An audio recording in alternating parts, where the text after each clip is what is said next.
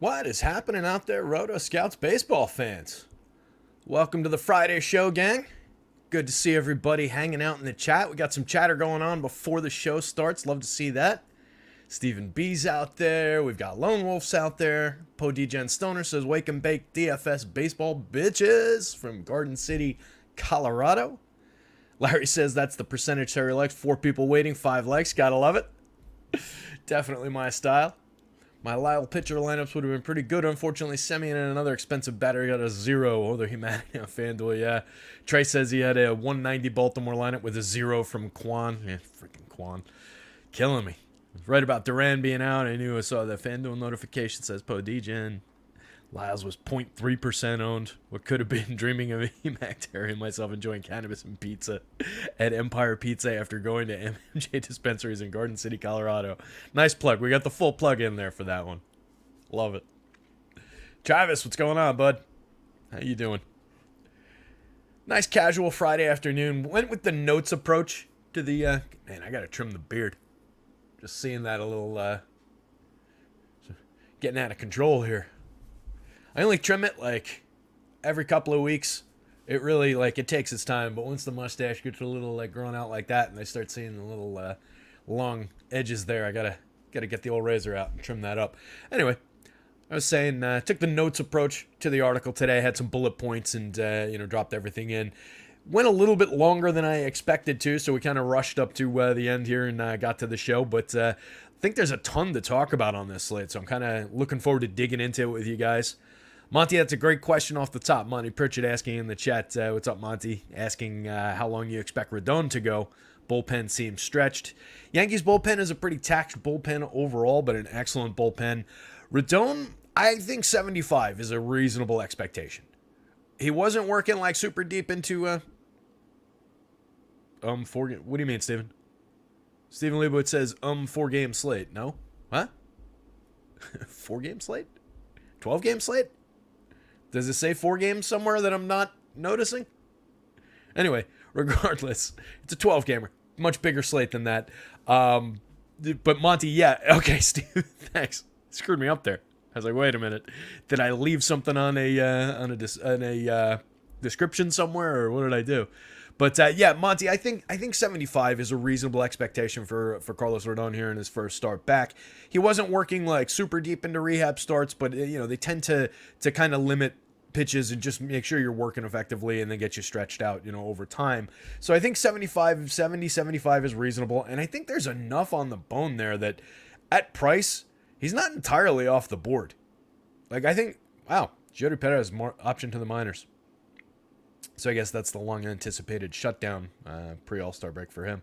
But yeah, I think Rodon's somewhat viable on this slate, even with a limited pitch count. He obviously needs his strikeouts to get there, but one of the more dominant strikeout pitchers on the slate. So we'll get into it. We'll use that as a dive in point here. We've got let's see, Travis is in the chat. We've got Power. I knew there was somebody else I hadn't said hi to. What's going on, Power? Po DGen says Steve trying to confuse Terry when the edibles kick in. It's weird, actually. Edibles, for me, it must be my metabolism or whatever it is. Not that I have a good metabolism. I obviously got a little, fat on the old chin, a little fat on the old gut down here. But it's the way that I metabolize things. Edibles don't hit me that well. It's very strange. I'll have the exact same thing that somebody else. I'll be with a few people, and oh man, these are killing me. And so baked from this edible, and I'll just be sitting there like, all right, is there a joint around here or something that I could hit? Joker barked during the edibles conversation. Yeah, he came running in. Anything that you mentioned that's food related, he enjoys. He's a big fan of food. Is his favorite thing in the entire universe. Good boy, pal. Go lie down.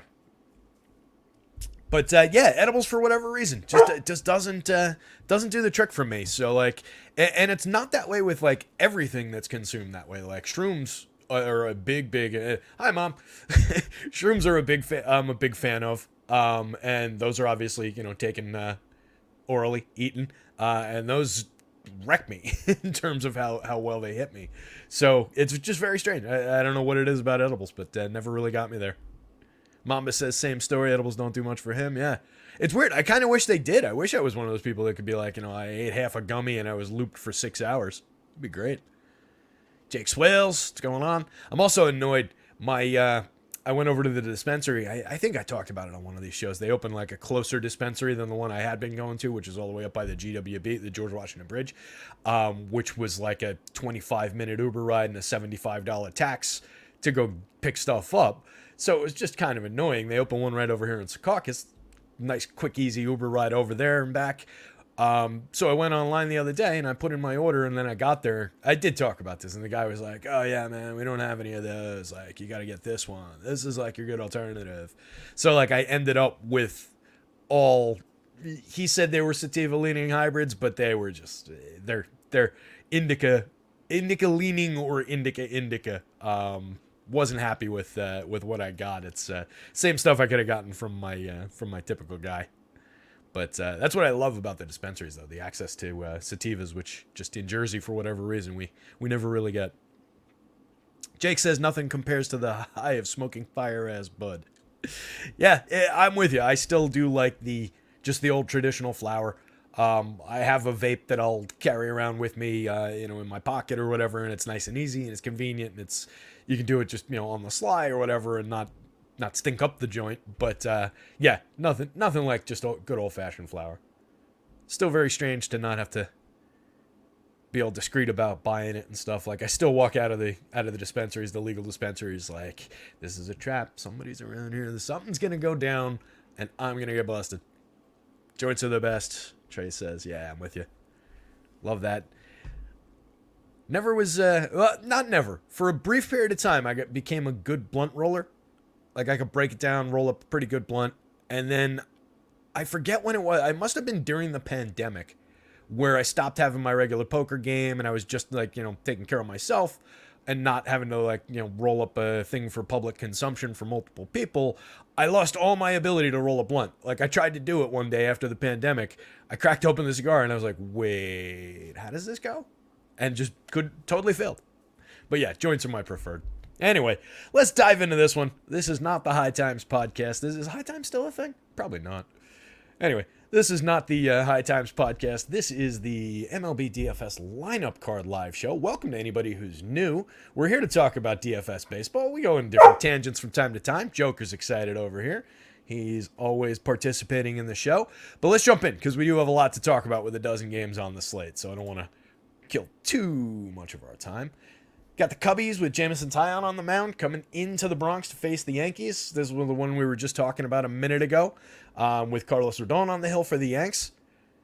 The Ghost 901, what's going on, man? Good to see you in the chat. Love it. Mamba's here. Shannon's here. What's up, Shannon?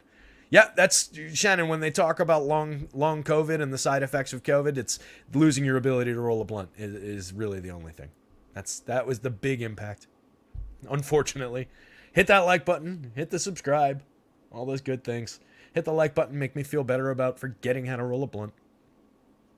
7-Eleven still sells High Times? That's funny.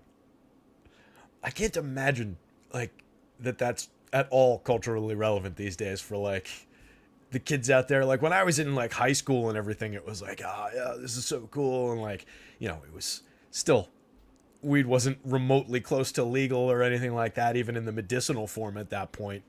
I can't imagine that with all the change that's gone on that it's still really like that relevant. I could see it being more like an industry trade magazine at this point, almost like for the people in that industry. Regardless, let's dive in. Shannon, yeah, I think Boston's probably going to be some pretty massive chalk tonight. I think Boston's going to be. I think Texas is going to be pretty popular. I think probably the Dodgers, but I think the Dodgers less so. And that's why I landed on Max Muncy for my home run pick overall for the day. I just wanted to go with one that I was like, oh, Devers definitely in this spot. And then I was like, he's going to be like 25% owned on a 12-gamer. So let me go a little bit different. I went with a super obvious chalky kind of a guy, but I feel like the Dodgers will be a little bit less owned. And I kind of like them right in that same level.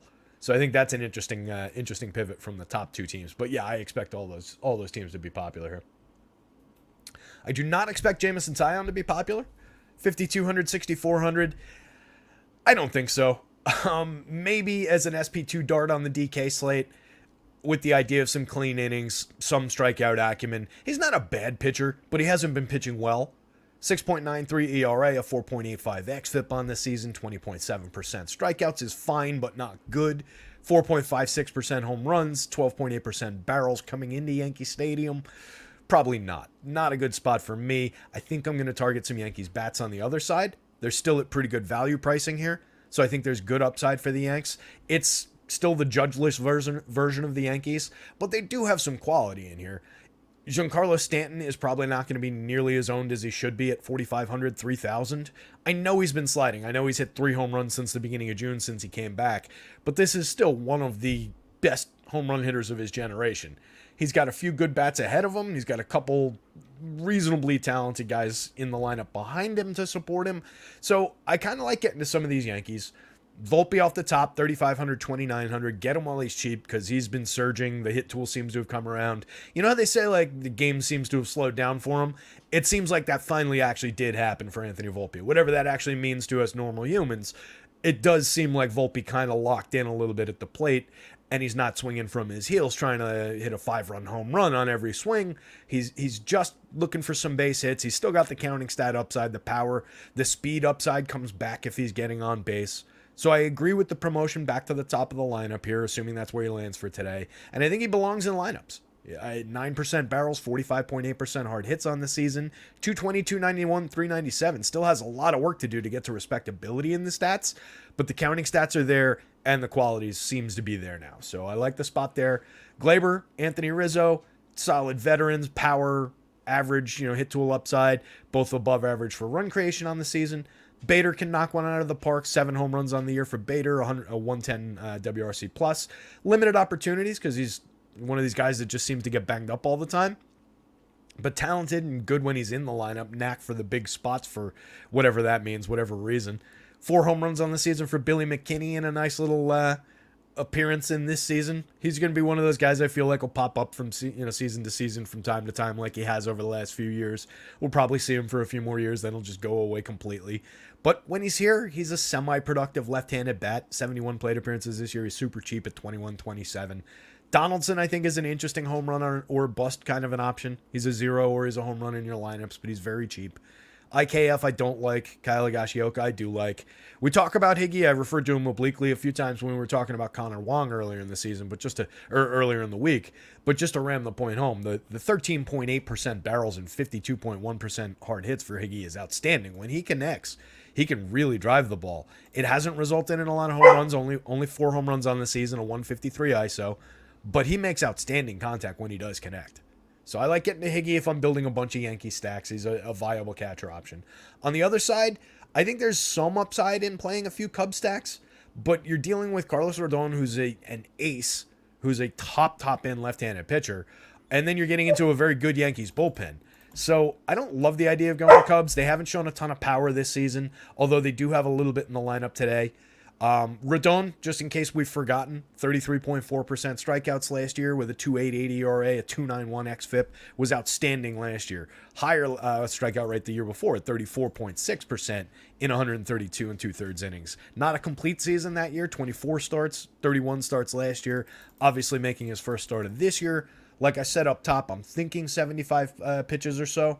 I'm thinking like 5. If they get him through 5, he's pitched a fairly clean game. I'd be skeptical as to whether he comes out for the 6th inning. So the quality start on FanDuel is kind of in question. It's a fairly deep pitching slate with a lot of good options. So I prefer him on DK where I don't care so much about the quality start. I think he's got a shot at the win, got a shot at a good strikeout total. But I don't think he's entirely out of play on FanDuel, just on the upside that he could strike out 7, 8 hitters in just 5 innings. 8 or 9 isn't out of the question. There's upside for strikeouts for Carlos Rodon. I've got him a little bit higher out than I think probably most of the competition. He was pulling in a normalized innings total, but I thought it just kind of jibed with what I think his strikeout potential is here, so I kind of left it alone. It's probably a half inning or so high. The model works in full innings and half innings, not thirds.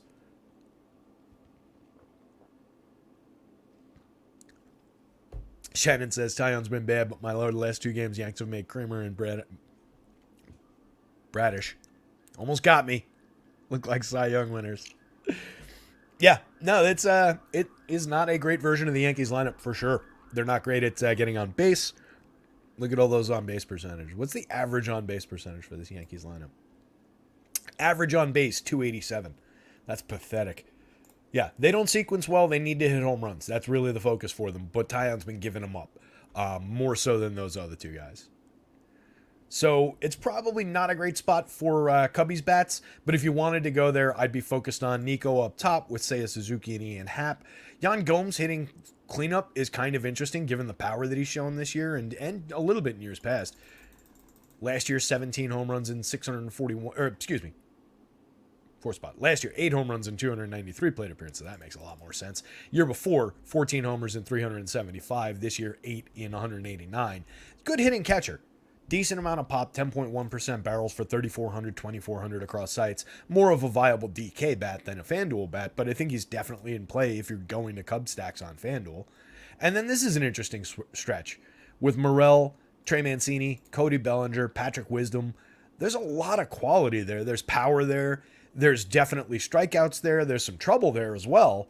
I think Rodon could benefit from facing those hitters, but I wouldn't be shocked to see one of those guys take him over the wall tonight. So minor interesting Cubs bats. They'd be a lower priority option for me, though. Just too much upside for Carlos Rodon to go out and poke a bunch of holes in the lineup with strikeouts.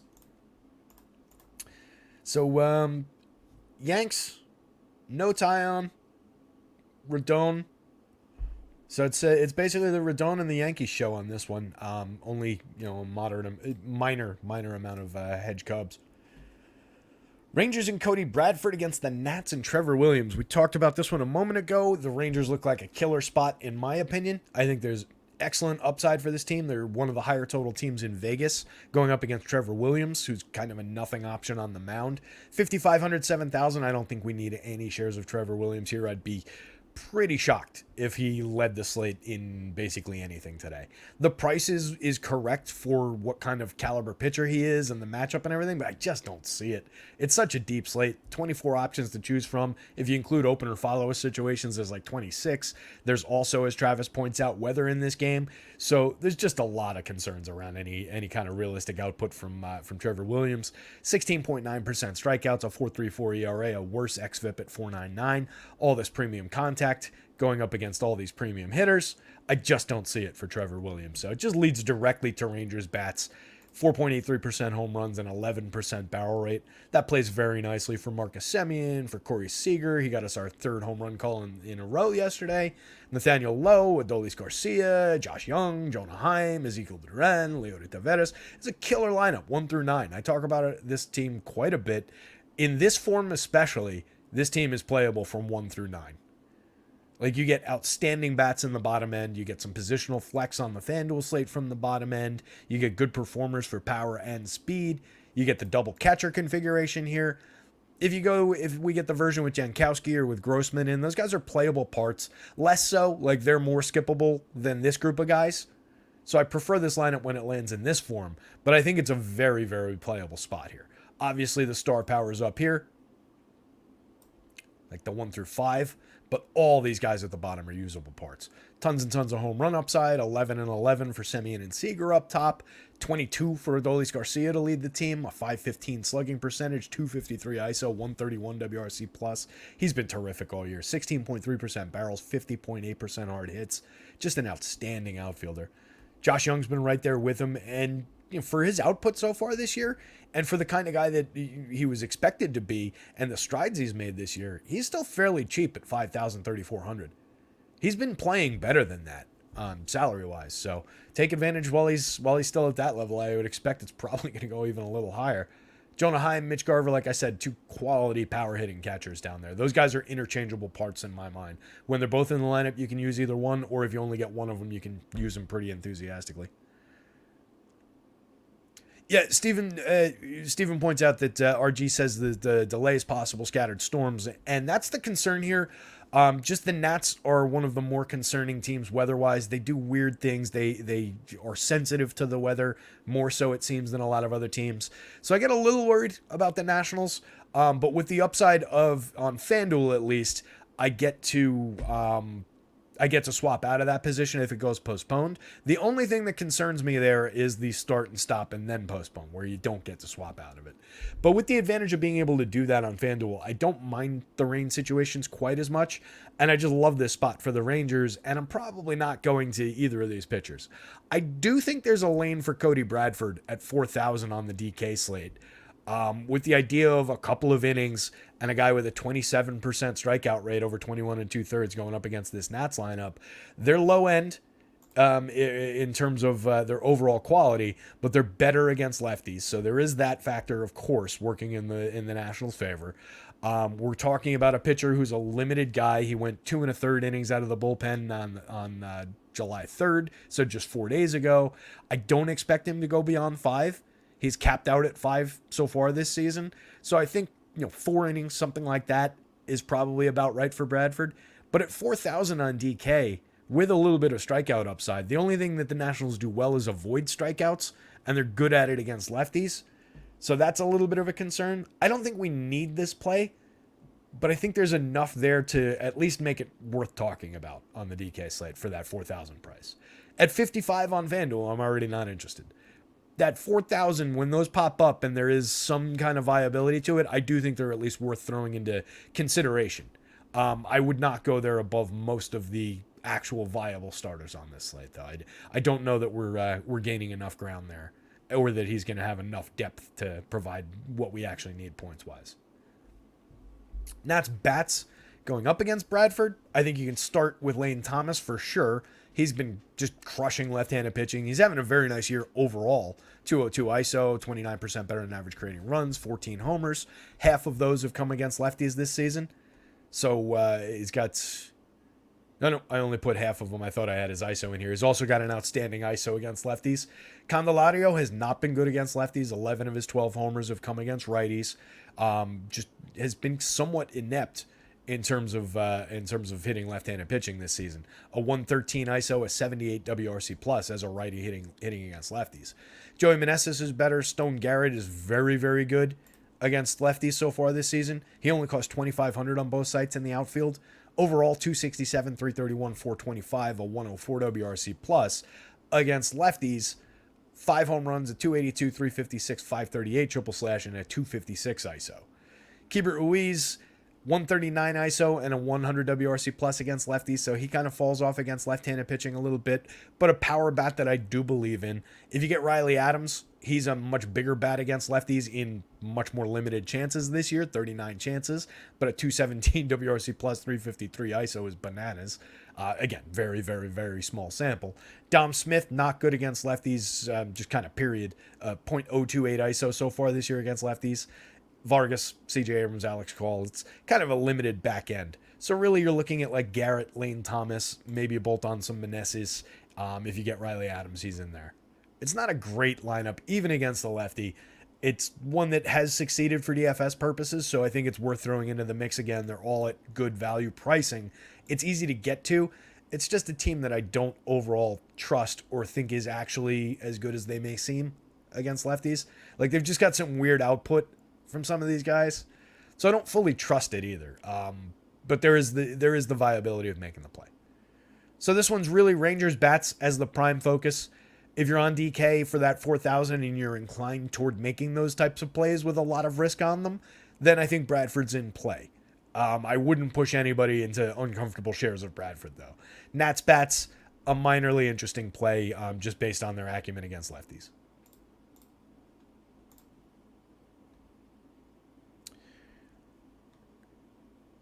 Let's see what's going on in the chat here. Not all that much. Dodgers really screwed up letting Corey Seager go. Yeah, he's been terrific this year. I punt Hamilton sometimes, hoping he can be like Billy Hamilton if he could get on base.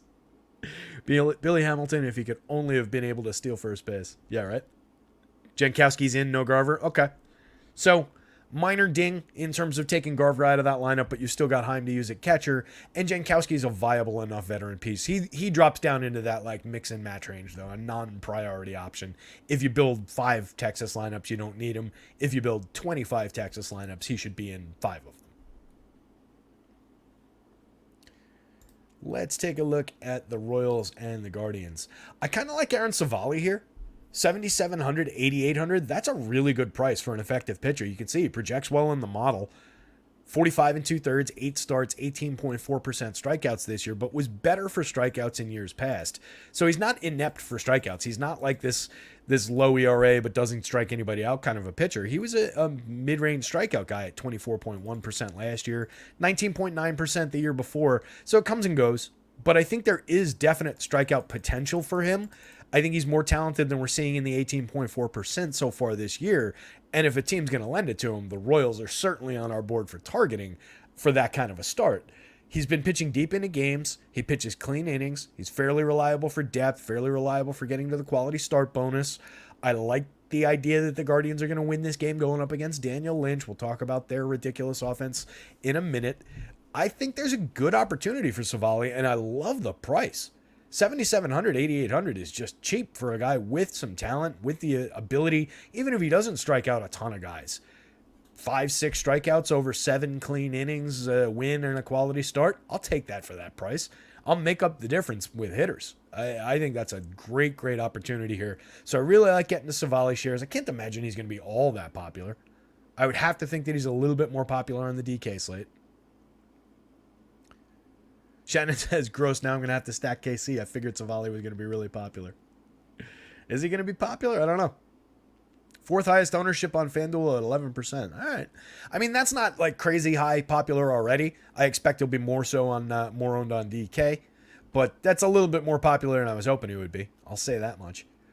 Still really like the spot though. Like I can deal with 11% popularity. That's not crazy. That's not egregious. It's easy to build that into a portfolio. Get to 15, 18 or something like that, be beyond the field and still have plenty of shares to spread around to other spots.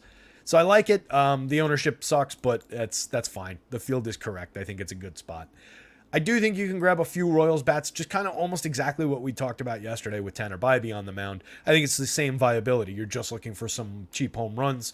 They do have the talent to hit them with Bobby Witt, with Nick Pratto, Sal Perez, MJ Melendez, even Mike Massey on the left side against Aaron Savali here. I think there's a little bit of potential, but it's not like Savali's been lousy giving up home runs this year. 32.1% hard hits, 4.4% barrels in the small sample.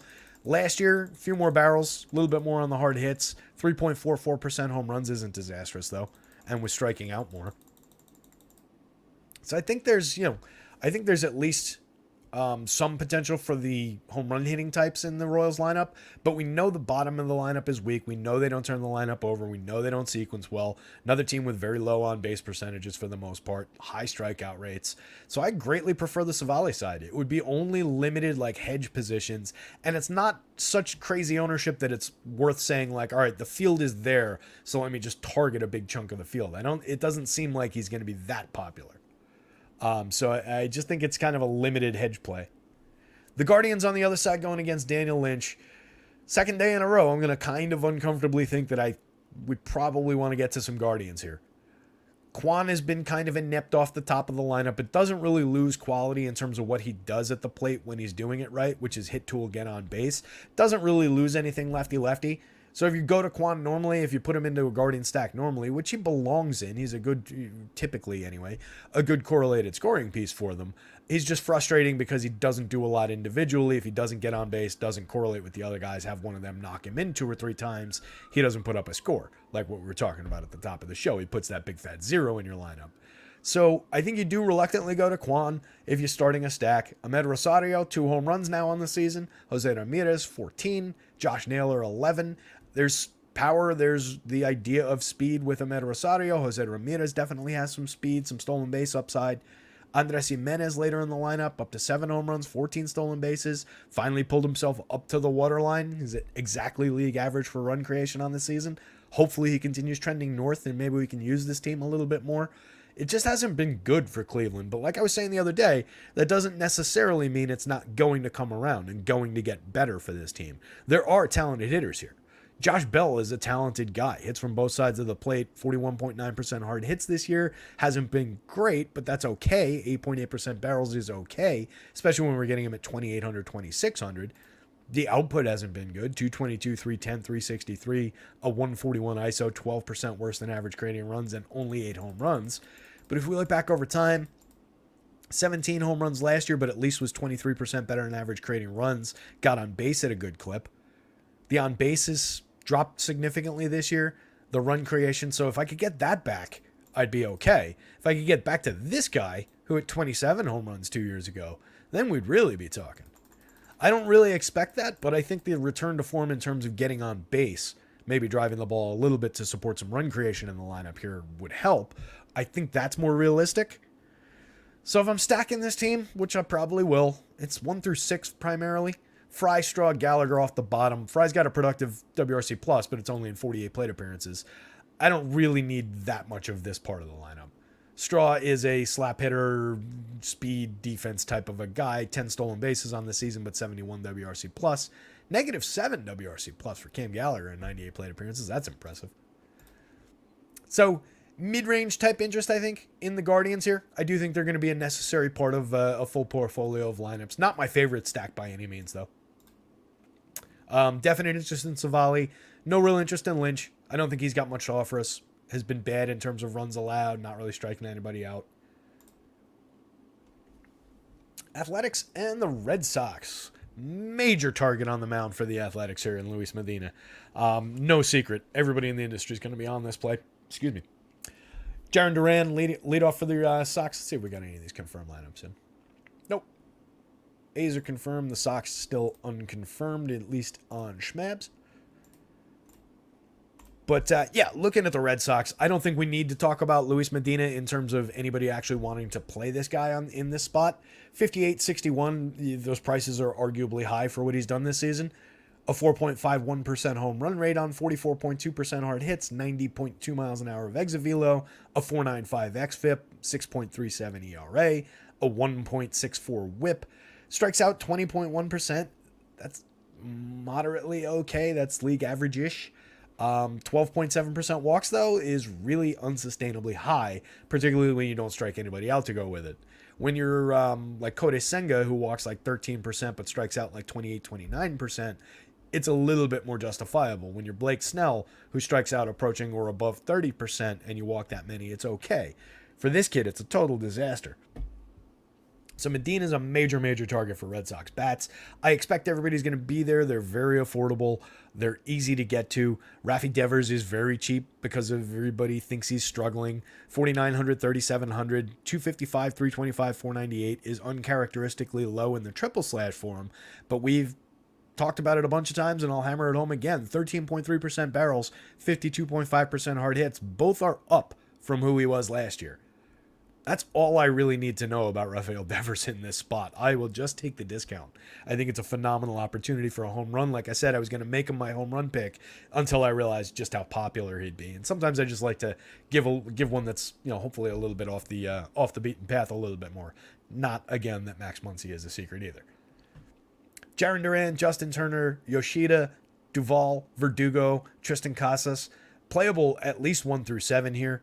I think Yu Chang is playable coming back into the lineup here. 47 plate appearances on the season. No stats to speak of, but a serviceable infielder in terms of the hit tool, in terms of what he can do at the plate. 2,100, 2,000. I think is easy to fit him in. Helps discount the other spots. Probably pretty likely to be low owned if he does play at all. Connor Wong. We just talked about Higgy in terms of the contact profile. Same argument for playing Wong. 10.3% barrels, 6 home runs in 216 plate appearances. When he makes contact, he tends to make sturdy, reliable contact. Mamba says this feels like a spot where the Oakland bats go off. They've been hitting the ball okay.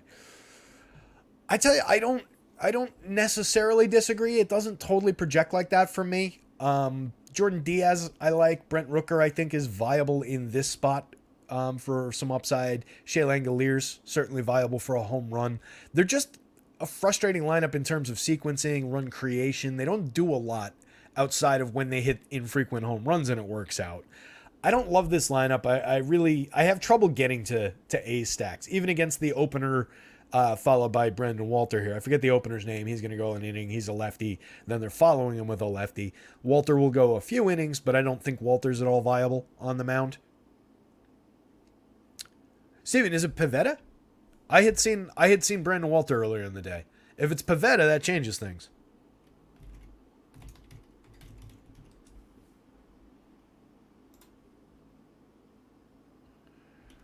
I'm seeing Pivetta pitch Sunday. Potentially starting on Sunday.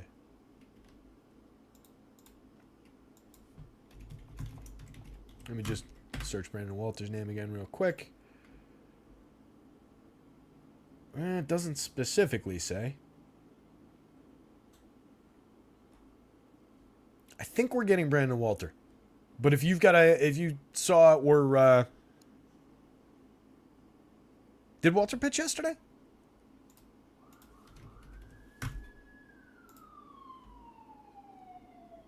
If so, then the source I saw this morning was definitely wrong. He did pitch yesterday. Pitched 1 inning. Would it be inconceivable for him to pitch, 2 or 3 today? No, but yeah, that's probably not what they're going to do then. 1 inning yesterday, 1 inning on the 4th. Interesting. All right, what is that other kid's name? Brennan Bernardino. Let me Google him again and see if it comes up with a different name this time.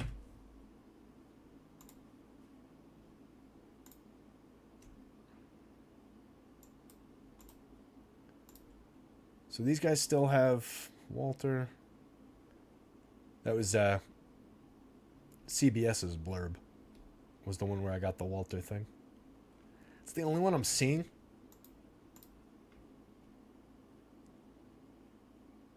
RotoWire has him as well.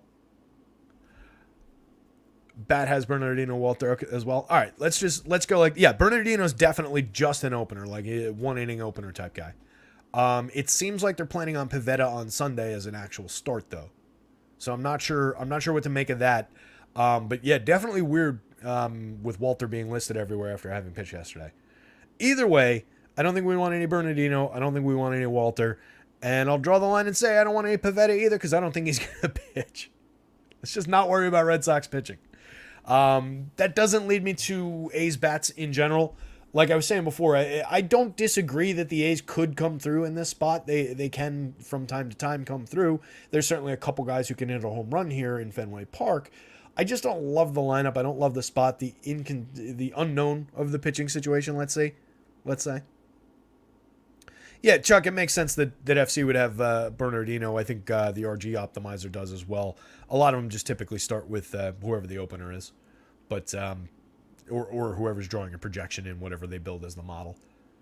So, yeah, no real interest in the Red Sox pitching. No real interest in the A's outside of just a few, kind of semi-contrarian lower stacks. Bradford 5,500 on FanDuel. The audacity of those bastards. So, yeah, let's move on. We talked about the Red Sox. Tons and tons of upside. Bats toward the bottom of the Red Sox lineup since we're looking for lower popularity. If Verdugo actually hits down there, I love him. Just a really, really good hit tool, great on base skills. If he's hitting in front of Casas, I love that pairing as like a cheap pairing for run creator connected to a power bat. I've talked about the upside I think is coming for Casas in the second half, so I would definitely include him. So getting to a lot of Red Sox here, I think is viable even at popularity. It just makes a lot of sense. Outside of that, let's hop out of this frustrating, annoying game. So no Medina. That's the one big takeaway. Do not put Luis Medina in your lineups. Hit the like button, everybody out there. Appreciate Anthony Falia saying point that out. Thank you very much. Shannon says on July 4th, Bernardino opened and Chris Murphy came in for 3 2/3. Okay. Another name to throw on the fire. Wouldn't want Chris Murphy either. The funky cold Medina, absolutely. He's definitely been cold. Putting him in your lineups is a funky move. So there we go. Tie that together. Cole Irvin on the bump for the Orioles. Bailey Ober on the hill for the Twins. Getting a good projection on Bailey Ober again. 8,300, 9,800. Like it better on DK at the cheaper price, but I think I'm going to be in the Bailey Ober business again on this one. 24.9% strikeouts, 2.69% home runs, 32.2% hard hits is outstanding, a 2.70 ERA. I think the xFIP number is a lot more honest at 4.25, but I think there's definite upside here for Bailey Ober. walked 5.1% so far, induced a good swinging strike rate, 22.5% strikeouts in 56 innings with a 4.8% walk rate last year, 25.3% strikeouts with a 5% walk rate the year before. Just a guy who's good at not getting himself into trouble, good at finding some strikeouts. I like this Orioles lineup. I think there's upside for them as well. I think it's a both-sided situation. We saw them crush the Yankees last night. We know there's plenty of talent here. So I'll grab some Orioles stacks as well. But especially if he's going to be low owned, which I expect he will, I'm thinking single digits ownership here for Bailey Ober. I'm going to probably be well above the field in this spot. So I like that. I like getting to Ober in good spots, good opportunities, and I think this is one of them. Not a peak performer in terms of the strikeout rate. He's not a 30% strikeout ace, but he, like I said, he just doesn't put himself in bad situations, and he's got enough strikeout stuff and enough ability to induce swinging strikes that in the rare instance that he does get into trouble, he's got the talent to pitch his way out of it and pitch his way out of jams. So it's just the type of pitcher I like to get to, particularly when he projects as well as he does in the model. Also works fairly deep into games. 76 and 2/3 in 13 starts, can chase the quality start, can chase the win, assuming that the Twins can get to Cole Irvin here, which I think they've got a good shot of doing. So I like the support of the idea of the Twins going off a little bit here, getting them a win, corralling some runs, maybe some home run upside. So I think it's a situation where I can get to some Ober and get to some Twins bats, throw some Orioles into the mix on the other side. I don't really need to go to Cole Irvin. 5,000 is probably the correct price. 19% strikeouts and against an aggressive free-swinging Twins lineup. There's good reason to believe that a bad pitcher can find some upside against the Twins. I just don't know if this is the right bad pitcher to do that with. A 6.32 ERA, a 5.23 xFIP, 3.40% home runs, 90-plus miles an hour of exit velo, a 14.4% barrel rate, going into a lot of righty power, a lot of good righty hitters here. I don't like the spot for Cole Irvin, even at price. That one's challenging in my book. Shannon says, Ober looks good here. The O's are tired from scoring on the Yanks. Yeah, they had to circle the bases a lot of extra times last night. It really wears her out. Yeah, I think Ober looks good regardless of what the Orioles did to the Yankees last night. I think Ober looks good, but I also do think there's upside for them. Just looking at some of those home run marks, particularly at the top of the lineup, there's definitely home run potential. Ober's given up 9.8% barrels, but like I said, a very limited low hard hit rate so far this season. We'll see how it comes out in the wash, but I'm definitely going to some shares of Gunnar, Adley Rutschman off the top. Anthony Santander's got a nice home run mark above the magic number to lead the team. 14 on the year for him, 11 for Rutschman, 13 now for Gunnar after the double dong night last night. Killer three-man stack there. You can build in Ryan O'Hearn. You can build in Cedric Mullins. Colton Cowser, 2,825, still very, very cheap for the talent, for the upside that we see in that kid. Jordan Westberg, a talented rookie at 3,200, 2,700 with multi-position. I like this lineup top to bottom. I will definitely have some Orioles, and not just as a hedge stack against my Ober position. Like, I like them separate, totally apart from whatever position I take up with Ober. I think they're both individually viable, not like I need some Orioles to offset the shares of Ober that I'm getting just in case. I think this is an individually viable position to take.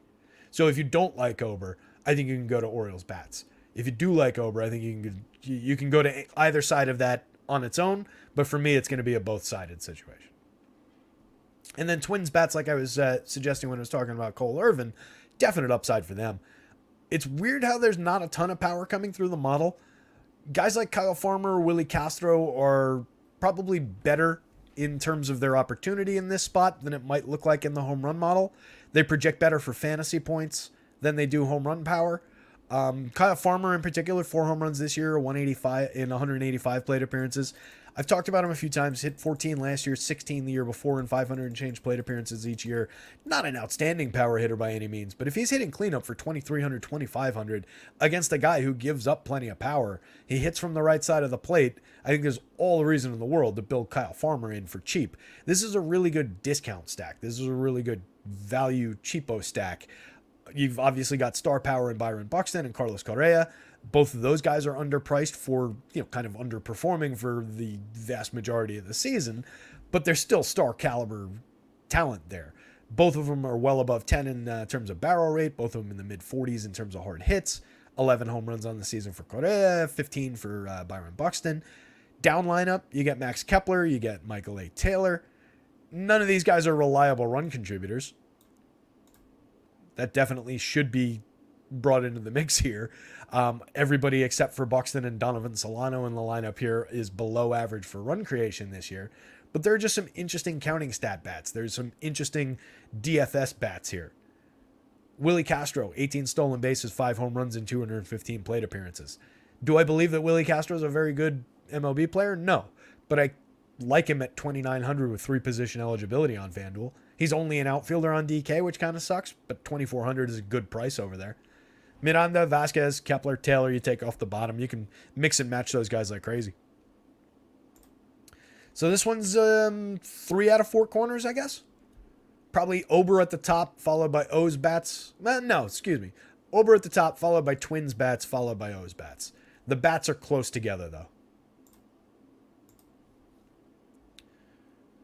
446. Let's jump into the Reds and the Brewers. Interesting pitching matchup. Andrew Abbott is finally projecting well in my model after swinging and missing on that one. So cue the disaster start for Andrew Abbott. Like it's no doubt that he's going to completely blow up tonight just because of how good he looks for me today after not looking all that great the last few times we've talked about him. I still think he's overperforming. I think it's clear that he's overperforming. He's got a 1.21 ERA over 6 starts, is the first six starts of his career here. He's not the best pitcher in baseball history, so this is going to change. I think this is going to land more in this general range of the 4.27 xFIP. I think that idea is supported by 8% barrels, 42% hard hits, a 91.2 mile an hour exit velo. 29.4% strikeouts is outstanding, so is a .88 whip. A lot of this is based on low BABIP because he's walked 9.1%. 11.5% swinging is very, very good. 28.9% CSW is pretty good. But neither of these numbers are untouchably elite. Like, there are other guys who produce numbers like this. So I think the buzz about him is still extended out beyond his actual talent, but I do think he's a talented kid. He's a highly regarded prospect. He's a kid that they're excited about in the organization. He's been very good. Let's see how he continues to be. But I think this is a very good matchup, too, going up against this Brewers team. So there's that to throw into the mix. I like how he projects. I will have him. And with that in mind, I fully expect that he's going to just get tattooed here. So we'll see what happens to him. Corbin Burns on the other side, 9,000, 9,600. I think any struggles are just cooked into the price at this point. 23% strikeouts. Yeah, that's way low for Corbin Burns, but he hasn't been a total dumpster fire in most of his starts. He's had ups and downs throughout the season. He's had a couple blow-ups, but most of them have been like gave up 4 runs and only struck out 4, but still pitched 7 innings type of starts. So if he finds his form in any given start, there's definite upside. 23% strikeouts is way, way down year over year and definitely from 2 years ago. 11.8% swinging strikes is still viable. It's right around what Andrew Abbott's doing. Look, his numbers are technically better than Andrew Abbott's for strike throwing. So there's that. 3.1% home runs, 6.4% barrels, 33.2% hard hits. Still good at avoiding power. So it's interesting because the Reds are projecting well in terms of the fantasy point projections, but he's kind of cutting the heart out of their home run upside in the model.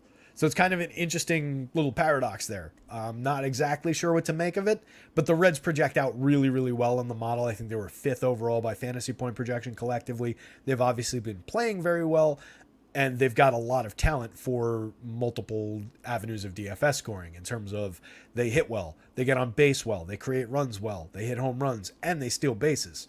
So I think there's a lot of upside in getting at least 1 through 7 from the Reds.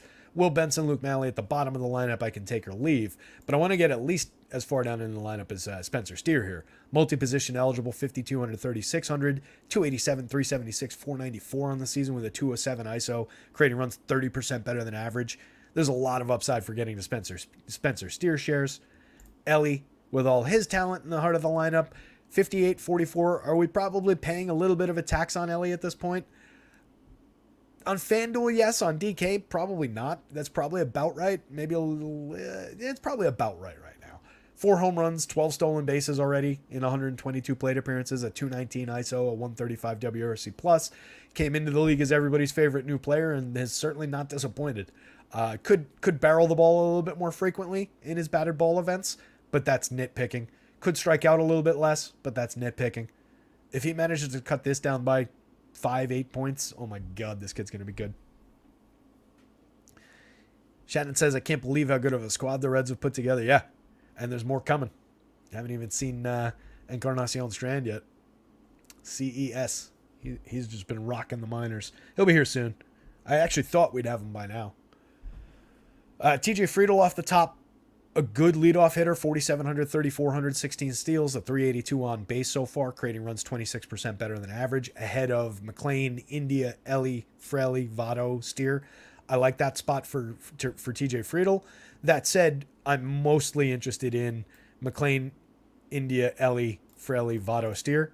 So if I had to sacrifice one of those 7 hitters, it would be TJ Friedel. But I do like him from the top of the lineup. I think he's a capable hit tool guy. I like his on-base skills, how he correlates with these guys. I love the multi-position on a few of these guys. Matt McLean is every bit as good right now as Ellie is. 295, 365, 515, a 220 ISO, 7 homers, 5 stolen bases, creating runs 31% better than an average. India is cheap for his talent at 4,800 on DK, 35 on FanDuel at second base, 13 homers, 12 steals, right on par for a typical Jonathan India. Very, very good season. Jake Fraley's been outrageous, 11 homers, 16 stolen bases. Joey Votto's obviously excellent, fun to play, 21.4% barrels in his 55 plate appearances, 5 home runs already. Joey's not a home run or bust, but he's in that range of like he mostly hits home runs these days, and that's what he's kind of here for now. But I think he's perfectly viable for our purposes. So 1 through 7 for sure for that Reds. No Adley tonight. Interesting. So I assume what's that mean? McCann in the O's as the O's in the O's lineup. Let's see. Doesn't look like Labs has it yet. That's a downgrade. Downgrade for the O's. Yeah, so McCann hitting 8th. Jorge Mateo in the lineup hitting 9th. Probably also a downgrade. I like Urias hitting 7th. Westberg Cowser 5-6 is very interesting. So that lineup for the O's now runs Gunnar Henderson, Anthony Santander, Ryan O'Hearn, Cedric Mullins, Jordan Westberg, Colton Cowser, Ramon Urias. So 1 through 7 is still really viable there. And I think there's a really interesting upside for Westberg and Cowser hitting 5-6, especially if the slate doesn't really catch up to it. That's kind of an interesting spot. I still really like the opportunity for Ober. I actually like it even better now, taking a very, very good bet in Adley Rutschman out of the lineup. So I think it gives Ober a little bit of a nudge, but those hitters specifically in the 5 and 6 spots are interesting to me in that Orioles stack. So I don't know that I'll go away from the amount of Orioles that I was planning on rostering. Good call out, though. That was important news. Brewers side of this one, a few shares of Brewers might not be entirely out of order against Abbott. If you do get that day where he blows up, you certainly will be in an excellent contrarian position. I can't imagine they're going to be all that popular here. Christian Yelich, you lose a little bit lefty, but he's been having a very, very good season. 287, 381, 459, creating runs 29% better than average, 11 home runs, 21 steals, 10.5% barrels, has never stopped hitting the ball extremely hard, 54% hard hit rate. Yelich is still very, very good. William Contreras has been hitting the ball well against lefties, but kind of a limited catcher option, 255, 342, 425, creating runs 10% better than average, a little bit of pop. Willy Adames is just basically exclusively power on the right side. Shortstop, 4,200, 2,900, a viable play for power at shortstop. Then you get to like Owen Miller, Johnny Jones, Blake Perkins, Brian Anderson, Andrew Monasterio, Joey Weimer. It really falls off fast for the Brewers lineup here, so I don't love it. Low end options throughout. There's a couple good righties in there that you can, or a couple righties that are potentially going to be good in this spot against the lefty. But from here down, I really don't like this lineup. So it's not a spot I'm going to get over the top with. I think Abbott's good enough. And I think for a change, I'm going to be on the Abbott side of this equation. So like I said, maybe it's the opportunity to roster the Brewers 150 times and win yourself places first through 150th. Probably not the spot. So enthusiasm about the Reds, enthusiasm about Andrew Abbott. Corbin Burns, I think, is in play because he's priced appropriately for who he currently is, with a little bit of upside for more, but I'm more enthusiastic about the Reds. So for me, it's probably Reds and Abbott basically tied, and then Corbin Burns, and then like minor shares of the Brewers top end at the bottom. Cardinals and White Sox. Just quality pitching matchup after quality pitching matchup in a lot of these games. Jordan Montgomery going up against Dylan Cease. I like this one a lot. I think it's interesting for real life pitching. I think it's interesting for DFS options. I think it's a good game with the Cards and the White Sox squaring off. Two lineups just filled with talented guys that have just kind of underperformed on the whole all season long. So it's a weird matchup, but I think it'll be interesting to watch. I might tune into this game for a little while. Two franchises I tend to just kind of like, too, for whatever reason. I don't know if that's... Like, I think the Cards have just been good enough for so long, and they're a storied franchise in Major League history that, like, I'm kind of led to them a little bit just by liking baseball. And they're a National League team, so they never really conflicted with the Yanks outside of if they end up facing them in the World Series or these days in, like, a minor 3-game series in July. Like, who cares? The White Sox are a weird one. I think it's probably just because of that, like, 90s when the blackjack team and the black White Sox hat came out with the socks down the thing and everybody had it, and they were just so well marketed back through those days, and they had a bunch of good teams, and they've been fun to not root for, but fun to follow. And I get a lot of fantasy players from the White Sox too. Like Timmy Anderson's been on that dynasty team forever, although he's kind of wearing out his welcome this season. Luis Robert, like I talked about, joining that dynasty team in my big trade this year. I've had Jasmine Grandal in his 420 on base percentage season with 20 some odd % walks as my catcher in that team. So I like the White Sox. I like the Cards. But anyway, I think it's going to be an interesting matchup pitchers wise. I like the opportunity for Jordan Montgomery here, 8,100, 9,300. I think he kind of falls into the same plane as Savali, a little bit more expensive, but a talented real life guy, works a little bit above 20% strikeouts for the most part, typically pitches deep, pitches clean innings. So I like getting to some Montgomery here. 22% strikeouts on the year, 3.83 xFIP, a 3.28 ERA, doesn't really get tattooed for power, 2.17% home runs, 35.9% hard hits. Does a lot of things well on the mound. I wish he struck out more so he'd be a more viable DFS play, but I think he's a good option. Dylan Cease, more high-end strikeout guy, but probably more warts in terms of the hard hits allowed, the exit velo. Home runs have been in control, but these aren't good indicators when combined with a 14.6 degree average launch angle. Cease is a little bit gettable here. The strikeouts are down. He was a 30% plus strikeout pitcher the last 2 years. Walks are a little bit up. So I don't fully believe in the spot for Cease, but I think he's a very, very good pitcher. Just going up against this Cards lineup that doesn't strike out all that much, that does have a lot of talent in it. I don't love the spot for him, but I think I'll get to some shares DFS-wise. 8,500, 9,900. It's justifiable given the pitcher that he's been in the past. 30.4% last year, 31.9% the year before, 2.20 ERA, 3.50 xFIP, 3.91 ERA, 3.72 xFIP. So it just hasn't been quite at the same ceiling this year. But there's enough reason to believe that in any given slate sense, outside of the semi-lousy matchup, in any given slate sense, Dylan Cease does have upside. So if he's going to be lowish owned, 25 is a good enough projection for me at the pricing here. I'll get to some, but I think I prefer the Montgomery side. Obviously projects better that way for me. In terms of the bats, that same analysis works with how I would get to bats. I would have a little bit more on the Cards side going up against Cease than on the White Sox side going up against Montgomery. Even though Cease is the better strikeout pitcher, I think he's given up a little bit more contact. I think there's more opportunity for guys like Brendan Donovan, Lars Nootbaar from the left side of the plate. They join Paul Goldschmidt, Nolan Arenado, Wilson Contreras on the right side and all their quality. You get to Nolan Gorman, is a phenomenal hitter when he's going right. 17 home runs on the season, a 240 ISO, has kind of turned it back on in recent weeks. So I like the Gorman play. 4,400, 2,900 is very cheap for his talent. Does tend to turn the lights off fully from time to time. I think that's just the hitter that he's going to be. So we've just kind of got to deal with that. 237, 324 is kind of indicative of that on the front of his triple slash, but still well above average for run creation in 299. A great contact profile and cheap with multi-position now too. So I like getting to Gorman. Not that you're going to replace Arenado that many times with Gorman, but it's at least a viable pivot in terms of the power potential. Jordan Walker, Paul DeJong, Dylan Carlson, whoever ends up at the bottom of the confirmed St. Louis lineup, totally viable. Oh, this is confirmed. Let me see.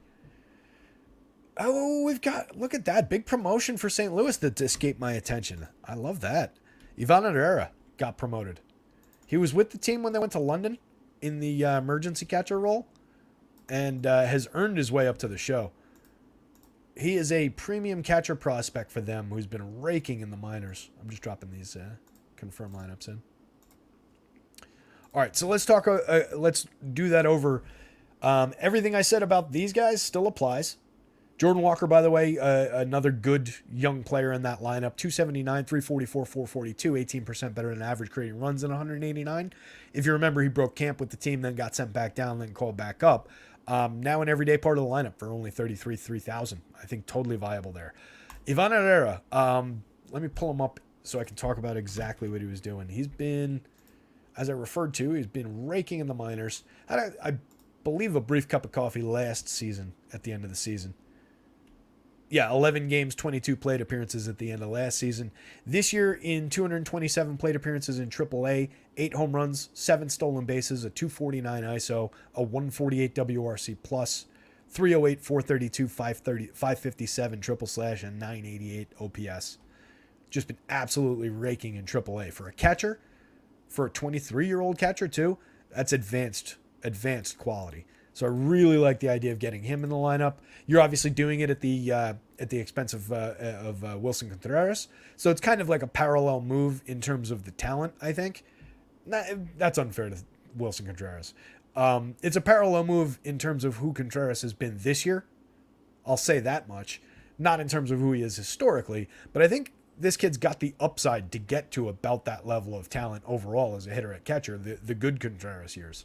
So I really like that bat at 2,400 at 2,000 on the FanDuel slate. I think he's perfectly viable on both sites. You don't want to go to him too much because he's hitting 8th. But if you build an abundance of Cardinal stacks, he should definitely be in them. On the other side, the White Sox, limited output from Benintendi and Tim Anderson off the top of the lineup. We've talked about that a bunch of times. Benny at least is stabilized at a league average WRC plus at 100. Anderson, 51% below average creating runs this year. Still 0 home runs, 9 stolen bases. It's been bad. I don't know. I haven't seen a lot of Timmy Anderson plate appearances this year, but is he just going out there with his arms and his legs cut off? Is that what happened to him? He's just like a stump at the plate that they put the bat in front of and they just strike him out. I do not know what's going on with him. I know he was hurt to start the year, but man, just the dramatic way in which this player's fallen off is really concerning. 42-26. If you build a bunch of White Sox stacks, he's got to be in them. He hits second for this team every day. He's got talent. It's just so difficult with how bad he's been this year. Luis Robert, Lubob, 25 home runs, 8 stolen bases, 297 ISO, 144 WRC+. Plus. Nothing to dislike about Lubob. Eloy Jimenez, major upside for 4,400, 3,300. When he's healthy, he's a star caliber power hitter. 274, 318, 484, 211 ISO, 18% better than average creating runs. For those prices, absolutely grab some Eloy Jimenez in the middle of the lineup. Andrew Vaughn, Jake Berger, I think both viable bats for cheap prices for right-handed power. Again, Montgomery doesn't give up a ton of power. He's not lousy for giving up the home run ball, but he's not unhittable. He's certainly not ungettable in this situation.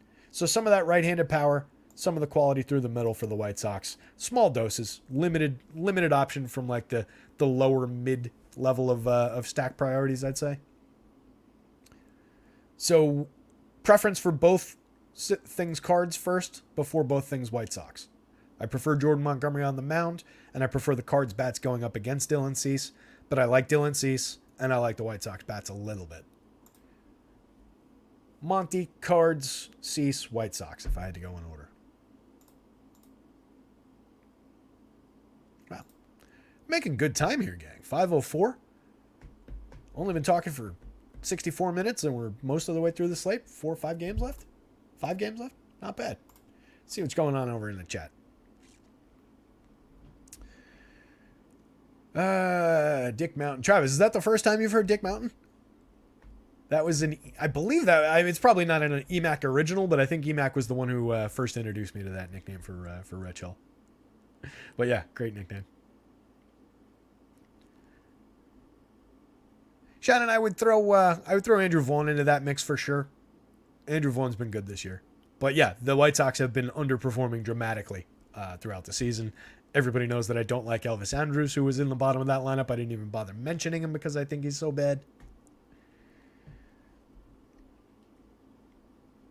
Mamba says SP2 is going to be tough today. Would love your help. I tell you what, if you consider that Savali price at 77, was it, on DK as an SP2? I know he's going to be popular, but I think that's totally legit, totally viable SP2 right there. Just to answer it real quick. Yeah, you can see Savali off the top. Cheapest guy up top. Montgomery's not a bad option on DK at 81 if you consider that a value price. Ober, if you consider 83. Those would be my three guys in like I don't know what to call that. Not a value range necessarily, but like the next, like a second tier price. Good pitcher for a cheap price. What am I trying to say? But they're not like supreme discounts. Like Rich Hill at 68 in a different matchup, I'd probably have on the definitely look at him discount list. I don't know that we've got a starter below 7,000 that I like on this DK slate, because I don't like the matchup for Hill with the ability that Arizona has, even without Corbin Carroll in the lineup, to limit strikeouts and the power that they've got. Kind of concerns me for Rich Hill there. He projects okay. Like if I was just going by raw projection, he'd be the answer here for sure. So I just hesitate to make the recommendation. You could always go to the Cody Bradford play and hope that you get 4 innings and a bunch of strikeouts out of him. I don't know that that's totally viable, but he's 4,000. Lynch, Stripling, Irvin, I don't believe in any of these guys off the bottom. So really my only guy that I would have any kind of faith in would be Rich Hill, and I don't like the matchup for him as far as the below 7,000 guys. I think I'd find the money to pay for one of these guys as my SP2 on DK. Or because I'm happy to embrace risk and I do weird things with pitcher, I might just grab that $4,000 guy, go with him and hope for the best. All right, good pitching matchup here, and this one I'm really interested in. Luis Castillo going up against the Astros. Hunter Brown going back the other way up against the Mariners. Tons of strikeouts on the board for Hunter Brown in that Mariners lineup. 25.9% for this projected version of the lineup. We'll see what comes out of it, but it's probably going to be about this version of the team, and there's tons of strikeouts up and down for him. He's been good this year. 27.5%. 3.06 xFIP, 3.76 ERA, 2.40% home run rate. That's despite a 43.7% hard hit and a 90.3 miles an hour exit velo. This one is explainable because he's one of these guys who cuts launch angle. What do we always talk about looking for guys who truly prevent home runs? It's guys who cut launch angle like this. 4.2 degrees. If the ball's not in the air, it's difficult to hit it over the wall. So I really like the opportunity for him to just cut the heart out of the power. You can see it in the home run model. And if you take the power away from these Mariners, all they're really left with is strikeouts. So I really like the opportunity for Brown. 9,200, 9,000 is pretty cheap for this pitcher in this spot. So I'll definitely grab shares of him. Both lineups are out. Cool. Appreciate that. Let me grab those. So, and then Luis Castillo, I think, is just kind of a no-brainer on the other side. I know he's hit a couple of bumps. I'm really not worried about it. He's given up 2 home runs in each of the last 2 home runs each in his last 3 starts. I just don't worry that he's like suddenly falling apart on the mound or anything. He'll be perfectly fine over time. He might not have a great start today, but the projections are there. Vegas is there. My model's there. There's every reason in the world to believe that Luis Castillo is going to have a really good start tonight. 17 games, 101 innings, 100 and a third innings, 27.9% strikeouts, a 3.05 ERA, a 3.68 xFIP, a 1.07 WHIP. Just a very, very good pitcher over time, and he's priced under 10,000 on both sides.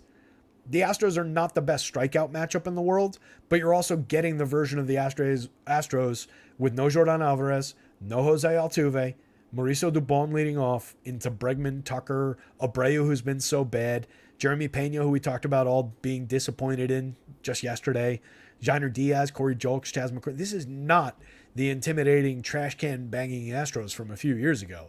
They're a shade of that team. So there's major potential for Luis Castillo here. I'm going to have a ton of them. I hope that for whatever reason he goes a little bit less owned than some of the other premium options. I can't imagine that's going to be the case, but I'll cross my fingers and hope for it irrationally. Love both pitchers in this one. Limited shares of the hitters.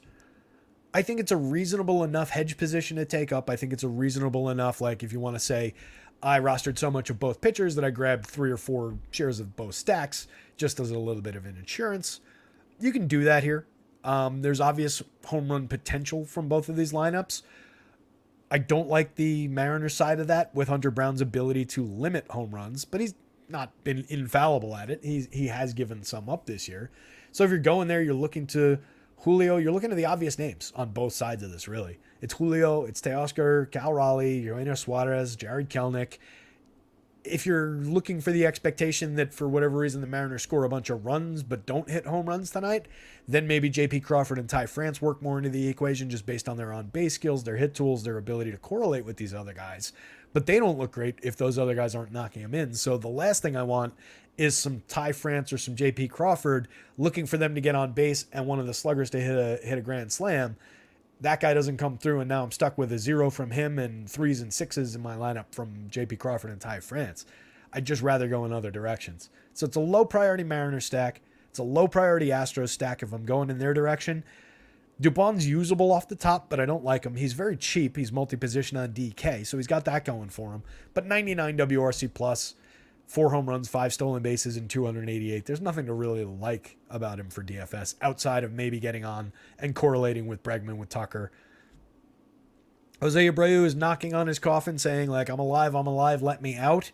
I don't know that he's fully resuscitated yet, but 7 home runs on the season, a 77 WRC plus, a 111 ISO. Reason to believe in a okay second half, I guess. So if you're going to Astros stacks, I wouldn't exclude Jose Abreu hitting cleanup for 3,000. There's some upside there. Jeremy Pena, there's some upside. 10 home runs on the season, 8 steals.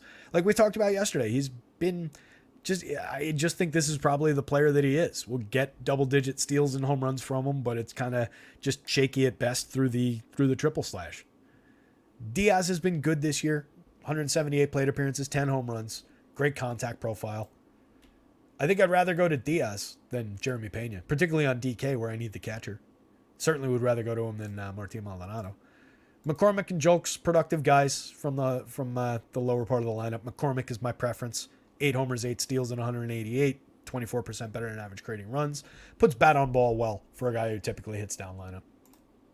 Mostly focused on the pitching in this one. Enthusiasm about Luis Castillo. Enthusiasm about Hunter Brown.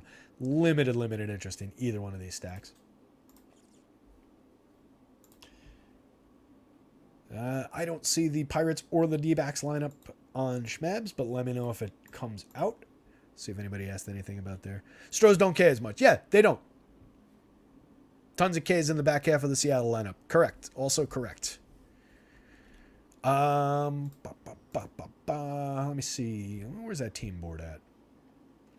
I used to have a dashboard that I would do for shows where it had just all laid out in front of me, all the teams' current active rosters performances in these in a couple different categories and splits, so that I didn't have to refer back to graphs here. I got to do that again. What was the question? It was righty strikeout rate, active roster. It wasn't a question, but it made me want to check. I'm sure it's in the teens. No, it's actually not. It's 21.8% for Houston's active roster against righties. So, even more reason to believe. Not that I was doubting Luis Castillo's ability to find strikeouts even if they were in the teens, but they've been better against lefties for strikeouts this year. I'm sure it's in the teens against lefties. It was the other day. Yeah, against lefties, this lineup for Houston, 16.8% strikeout rate, best in baseball. Against righties, they've just been in the middle of the league, though, 21 and change. So, significant upside for Luis Castillo against this version of the Astros. Dick Mountain against Zach Gallen. Another one. Interesting, at least, pitching matchup. I think we can easily go to Zach Gallen here. 96, 10-1. 33.9 in the projection in my FanDuel model. 26.8% strikeouts for the year, only 5.1% walks. Allowing a little bit of premium contact. That's your one concern here. But the Pirates, I'm not that worried about it against this Pirates lineup. If they can get around McCutch, Brian Reynolds, Jack Suwinski, I'm not that threatened by the rest of this team in terms of power. Carlos Santana has obviously got some. Henry Davis has the idea of some as a rookie. But it's a fairly non-threatening matchup for a guy who knows how to pitch. Certainly plenty of strikeouts, 13% swinging, 29.6% CSW for Gallen this year. Has been very, very good. Came out of the gate super hot, and then has kind of come back to earth and been more actual Zach Gallen than like superhuman Zach Gallen in recent outings. But I think totally reliable in this spot, totally worth getting to. I have him a tick below Castillo in my mind. Probably in that range of like, I'll get to similar exposures of Gallen for an expensive price as I will to probably Savali for a cheap price, which is a fair amount of shares. So I like this spot for him. He's definitely on my board. And then Hill on the other side, 21.5% strikeouts, 4.50 ERA, 4.43 on the xFIP. He's fine. Like I said, I think if you're going to a below 7,000 pitcher on DK, I think he's your guy. It's just she's not overly reliable for success. He's going up against a team that limits strikeouts pretty well. It's not ideal. This version of the lineup with no Corbin Carroll in it. Corbin Carroll hurt his shoulder again yesterday. Came out of the game. Is going for an MRI. They think it's okay, but it's an issue. It was surgically repaired 2 years ago too. So this could be a concern for Corbin Carroll. But based on what we know now, we're just talking about the guys who are actually going to be in the game. Ketel Marte, Lourdes Gurriel, Christian Walker, all very difficult to strike out. Jake McCarthy, pretty good strikeout rate down the bottom of the lineup. But you do get the advanced strikeout rate from Longo in this version. You also get all his power going up against the lefty. So that's maybe a wash in terms of how it projects. Kyle Lewis also landing in the lineup. He was in the lineup last night.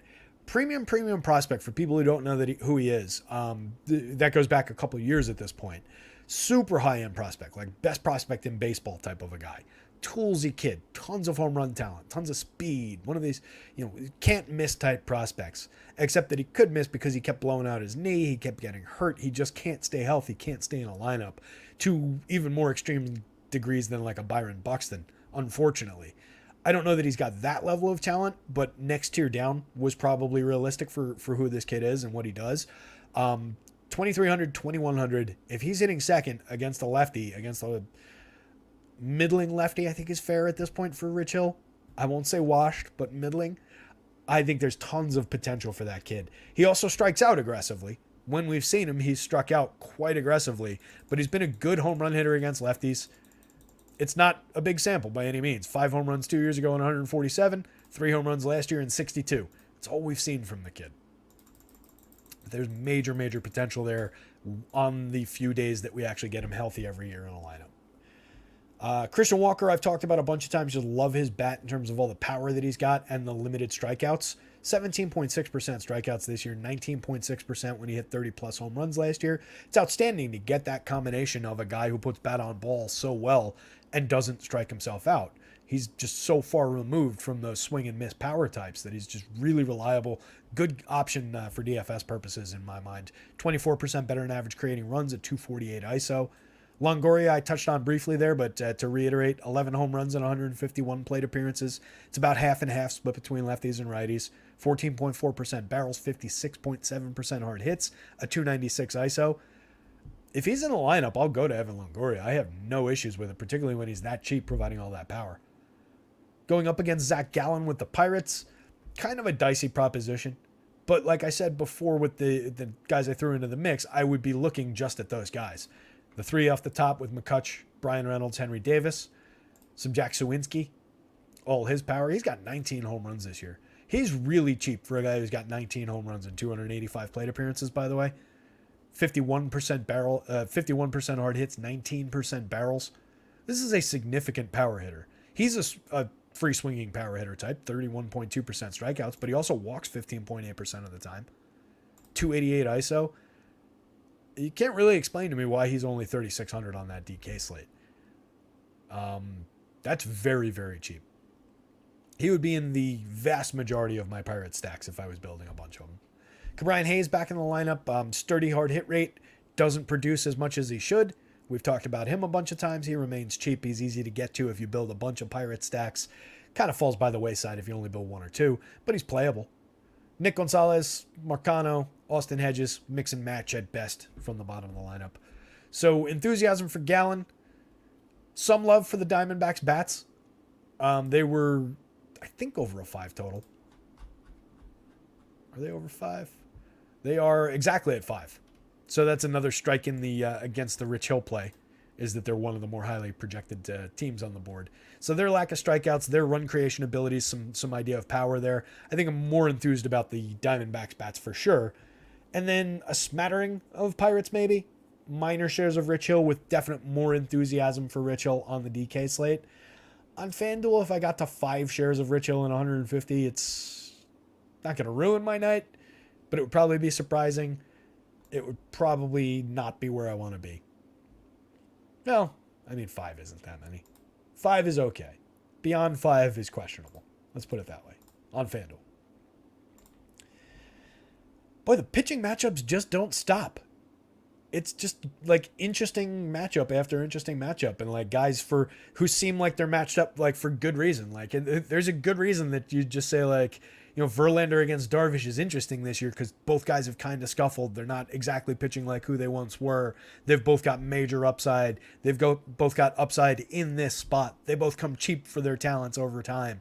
This is just a interesting matchup. It's just a cool matchup to see at this point in their careers. It's a usable one for our purposes for DFS, I think. I think either one of these lineups could get to either pitcher, but I think either pitcher could definitely have a good game. Verlander seems like maybe he has returned to form by any means, but I think maybe has turned a corner. 2 good starts in a row, or effective starts anyway in a row, which is interesting at 86.92. The struggles are still priced in pretty well, so it's not like he's really expensive for what he's been doing on the mound anyway. I faced the Brewers on the 26th, shut him out over 5 innings, struck out 5, walked 2, allowed 5 hits. Went 7 innings, struck out 6 Giants, walked 1, allowed just an unearned run on 5 hits in his last start. Not peak Verlander, but going up against a top-heavy Padres lineup that has some strikeouts in it, I will take my shots with Justin Verlander again. We succeeded with it last time. We've gotten burnt with it a few times, but I think, like I said before, at price, it's just cooked into the price, just like with Corbin Burns, just like with some of these other starters, like with Darvish on the other side. They're just priced appropriately to what they're doing right now. So I think there's plenty of reason to go there. Same story with Darvish, 8,800, 8,700. Probably more reason to trust the Yu Darvish spot here. He's pitching to a higher strikeout rate, pitching a little bit more effectively overall. A 4.84 ERA is worse than Verlander's ERA, but the 3.75 xFIP is a half run better than what Verlander's done. Striking out 5% percentage points more. Walking around the same amount, allowing around the same amount of power. So if you're going to Verlander, I think you'd certainly go to Darvish. It's not like the Mets are threatening. Some hitters that I like in the Mets lineup for sure, and I'll grab some shares of the run creators, the power hitters in the Mets lineup. But both of these stacks are just like mid-board priorities for me. They're just teams, they're like also-rans. They're teams that'll land in some of my lineups, but not teams that I'm going out of my way to get to. I think the Mets would be my favored between the 2 stacks. They were projecting out okay just on the strength of that top end. Nimmo, Pham, Lindor, Alonso, pretty good top end there. Daniel Vogelback already falls off in the 5 spot though. Marte's had a weird year for his hit tool, hasn't hit for much power, steals bases when he gets on base, but hasn't really been reliable for hit tool or on base skills this year. 14% below average creating runs. McNeil's a hitter I think you guys know I don't really like getting to. Anytime we're talking about slap hitting guys who rely on BABIP to get on base and need their teammates to drive them in and score runs and have to get on base at like a 375 or above clip to have any value, I just don't like those guys for DFS purposes in general. They tend not to put up big bendy scores. And then especially when they're underperforming in those things, they're just entirely skippable in my mind. So you see a 1.8% barrel rate, that's typically a fairly skippable guy, especially down here. Like Steven Kwan has something like that, but at least he hits leadoff every single day. McNeil's just not a great part.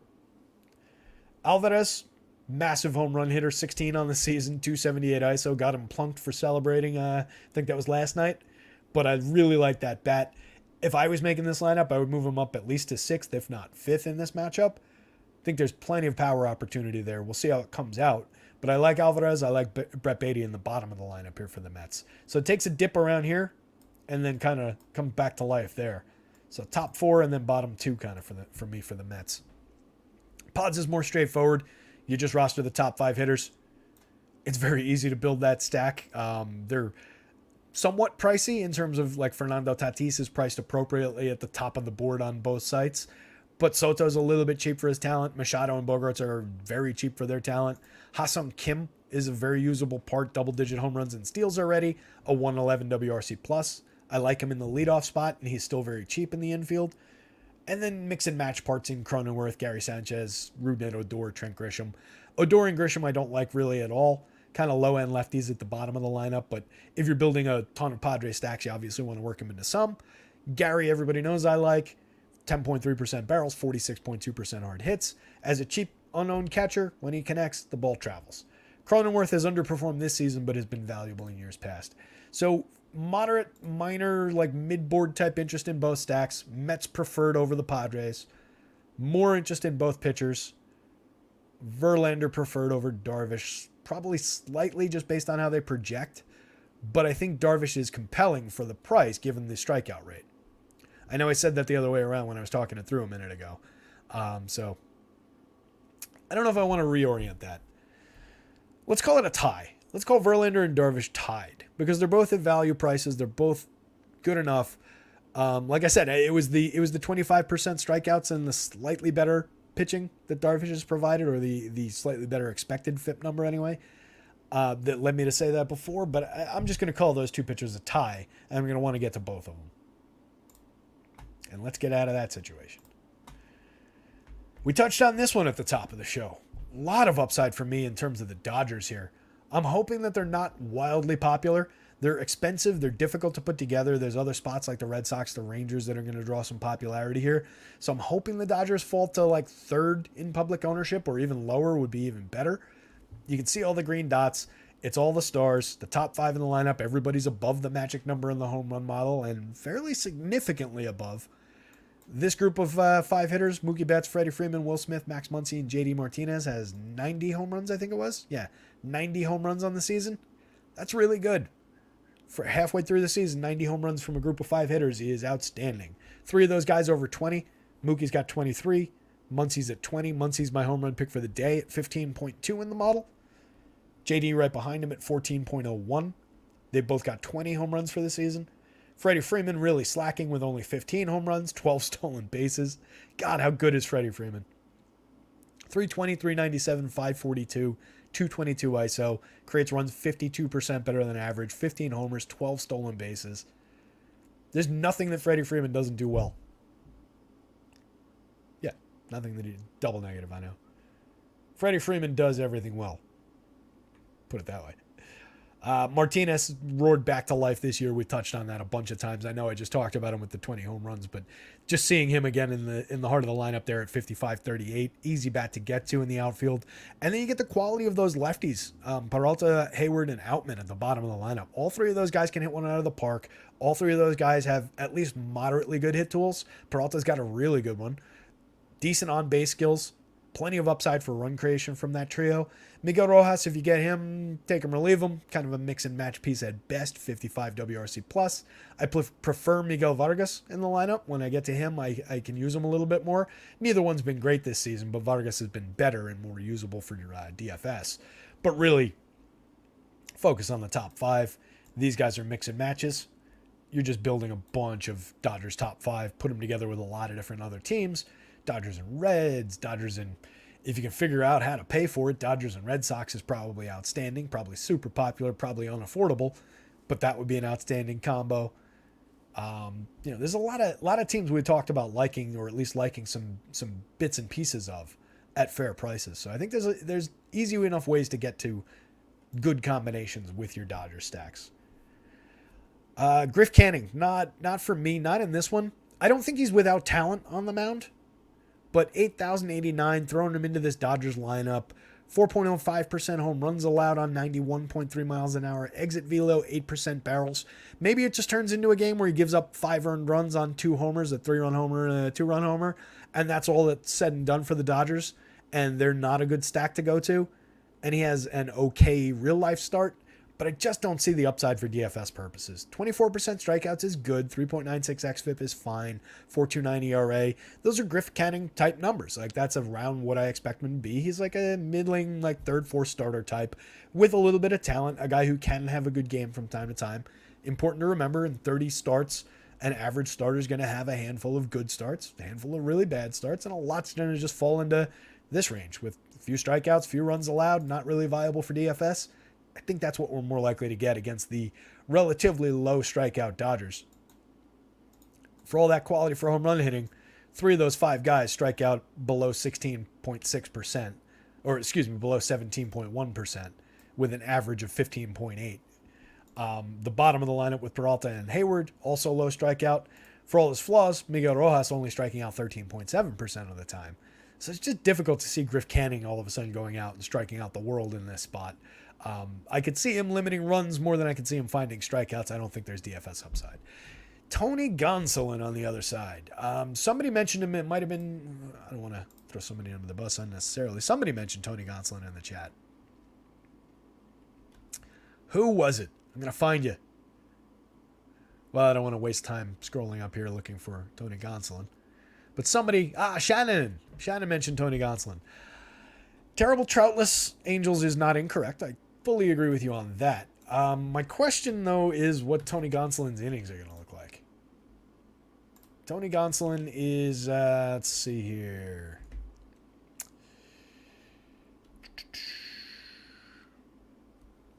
...61 innings in 12 starts, 19% strikeout rate, 3.69 ERA, a 3.69 ERA, a 5.09 xFIP. Not a big-time strikeout pitcher. Was I confusing him with somebody else? I was confusing him with somebody else in terms of the innings question. He has pitched relatively full starts. 5 2/3, 5 innings, 3 2/3, but ran into some run trouble in each of those 3 starts. I was mixing up his innings opportunity with, I forget who else. Somebody I wanted to talk about had a limited innings opportunity. Was it? Who's left? It was Ross Stripling. I confused Tony Gonsolin and Ross Stripling. So there's more upside for Gonsolin than Ross Stripling. I'll give him that. 8,400, 8,000. I think we've just got so many guys in that range. The base where he's projecting for me, I don't know that I love it. Based on how he's pitching this season, I don't know that I love it. 5.09 xFIP, a 19% strikeout rate, walking too many at 9.7. He hasn't given up a ton of power. He's got that going for him. He's a better strikeout pitcher in years past. He's got that going for him. 23.9 last year, 27.2 the year before. Walked way too many that year. It wouldn't shock me to see him succeed. I'll go that far. I think he's usable. You can put him in lineups. I just wish he was cheaper. 84 is a lot. Going up against the Angels. I know there's no Mike Trout, but there is a Mickey Moniak. There is a Taylor Ward. There is a Hunter Renfroe. There is an Eduardo Escobar. And not to bury the lead, there's also a Shohei Ohtani in that lineup. It's a dicey proposition at that price. I actually prefer him, I think, at the FanDuel price at 8,000, but I still don't really like it over there. I'm concerned enough about the spot and about what he's just done on the mound this season that I don't think I need to go to it. I'm not saying it's wrong to expect that there's a little bit of upside there. Certainly if he finds his strikeout form from 2 years ago, he could have a nice day here. There's plenty of strikeouts available in that Angels lineup. Just on a deep pitching day, I don't know that I need to scrape that one. If I had that with 1 to 5 shares, I'd be okay with it. I don't know that I go much beyond that. Angels bats on the other side. I don't know that that leads me to Angels bats, given the Troutlessness of the situation. But I do like Mickey Moniak up top. I do like Taylor Ward, Shohei Ohtani, Hunter Renfroe. Hunter Renfroe I've mentioned a bunch of times, 75 home runs since the start of the 2021 season. That's a lot of home runs in 2.5 years. Matt Dace, Luis Renifo, Eduardo Escobar. Reasonable contact profiles for those guys who can hit home runs from late in the lineup. Not major priorities in Angel stacks, though. It's really 1 through 3 plus Hunter Renfroe, and then you're bolting in some shares of Mike Moustakas if he's in the lineup, Dace, Renifo. It's not great. Does support the upside of potential for, or does support the idea of upside for Tony Gonsolin. I'm not going to unwind that Gonsolin take though. I think I'm sticking with that one. So less appealing on both sides of the equation in terms of Angels bats or Tony Gonsolin. No interest in Griff Canning in this matchup. Enthusiastic about the Dodgers. So Dodgers number 1 in this game with a bullet. I probably would put Tony Gonsolin second in this game if I'm ranking that. I think that's fair. So Dodgers, Gonsolin, Angels, Griff Canning. Fair compromise, Shannon. I hope so. Last game on deck. 5:35. We're making good time. Hit the like button. Hit the subscribe button. Poor Shannon Terry's looking for receipts. Now I was looking for the innings because there was, like I said, I started to say it and then I was like, wait, was that Gonsolin? I wanted to check the innings. I wasn't actually looking for the recent game output.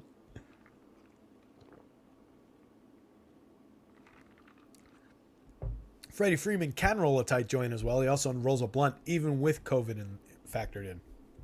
So take that, Poe DJ and Stoner. Dodgers are up the middle of the pack in ownership, 32.4% over a 5-man stack total, so 6.5 per player roughly. It doesn't straight break down along those lines in terms of like tons of that ownership is going to go to Mookie Betts and Freddie Freeman. And once you get to like Max Muncy, it'll already have fallen off to more playable levels. Or maybe Max gets some, but JD's not getting it. Like, there's a break in that at a certain point, just based on how they're priced, where somebody in that equation, and then everybody from the bottom of that lineup is going to be low owned enough that you can get there. But yeah, third in middle of the pack, third, fourth, somewhere around there, ownership wise, it makes a ton of sense. I think that's totally playable. I'm happy to go to it. Yeah, 1 to 2 players, like Larry says, usually you're outliers for ownership. That's why I like to look. Not that I get concerned about individual ownership, but I like to see how the ownership falls on an individual basis in a popular stack to see where I can get to, where I want to be under, where I want to be above. But I typically don't look at the situation of just the Dodgers are popular today, the Red Sox are popular today. Well, okay, if that's pushed up by 65% Rafael Devers ownership, that's an important part of that equation. Because that means a guy like Tristan Casas later in the lineup is probably lower owned. Certainly guys like Connor Wong late in that lineup are going to be lower owned. So there are ways to evaluate that outside of just looking at that team ownership number. I think that's a flawed way to do it if you're just looking at the team ownership because it hides a lot. The big numbers tend to obscure the lower numbers. In this one, I don't think we're going to get big numbers on really anything. I kind of like the Giants bats. Going up against Austin Gomber here. Gomber, I know, had his best start of the year last time out in Coors Field, went 7 innings, struck out like 7 after we specifically talked about him in that matchup against the terrible Tigers and said, I still don't think he's going to get there. He got there. That'll probably go down as his best start of the year. I certainly don't think he's got that upside in this one. 5.08% home run rate on the year, 45.6% hard hits, 10.6% barrels allowed, only 16% strikeouts, walks to 88%, 6.64 ERA, 4.79 xFIP. I want to target Austin Gomber with some Giants bats. Not in a carried away with it sense, but I think there's enough quality here, and there's a few guys that specifically focus on hitting lefties here that you can get to some shares of Austin Slater, some Wilmer Flores, some JD Davis certainly. Pat Bailey has been viable in the middle of the lineup there. Luis Matos is a right-handed hit tool and speed kind of a prospect down the bottom of the lineup. Lamont Wade and Michael Conforto are the question marks. Wade suffers against lefties, but has been a lot better this year against lefties. So I think there's a little upside. I don't know that I would expect him to hit third. I don't know if this is confirmed anywhere. Doesn't look like it's been confirmed. Rockies is confirmed, though. I'll grab that. So I don't know that I expect Wade to hit third. They were dropping him further than that earlier in the year. We'll see where he ends up, but I think he's viable. And then Conforto shows pretty good lefty-lefty power here. And it's not like it's a threatening lefty on the mound. So between all the good righties, the guys who are high quality hitters against lefties, I think there's good reason to go to a fair number of stacks of Giants. Again, not the top of the board by any means, but firmly in the middle for me as far as a priority. A team that I will have threaded through some of my stacks, and they're easy to afford. So like stringing together stacks of Dodgers and Giants, Giants and Red Sox, Giants and Rangers is easy enough to do. Not that many multi-position offsets. Couple of multiple position guys with both Wilmer and Lamont Wade at first base on DK. That kind of sucks. Couple shortstop positionings and then shortstop, third base, depending on what you do with Schmidt, you sacrifice either Crawford or J.D. Davis, or you could just leave Schmidt and Crawford out of your plans and put J.D. Davis in the lineup every time. Certainly viable there. On the Rockies side of things, lousy lineup going up against Ross Stripling. I don't see much potential for the Rockies lineup to succeed, but I think I prefer that side of the equation than the Stripling side of it here. Stripling 37 and a third innings, 18.7% strikeouts, 6.51 ERA, a 6.02% home run rate in the tiny sample, 12.2% barrels.